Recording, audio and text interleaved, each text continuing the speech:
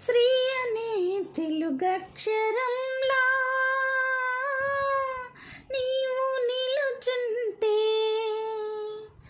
శ్రవణల్లే నీకు విలువలా ప్రమిదనై ఉంటా.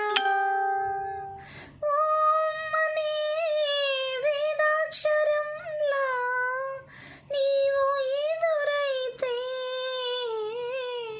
గానమై నిన్నాలపించే ప్రణవమై ఉంటా. ప్రేమ మహిమ తెలుపతరమా, ప్రేమే జీవన మధురిమా.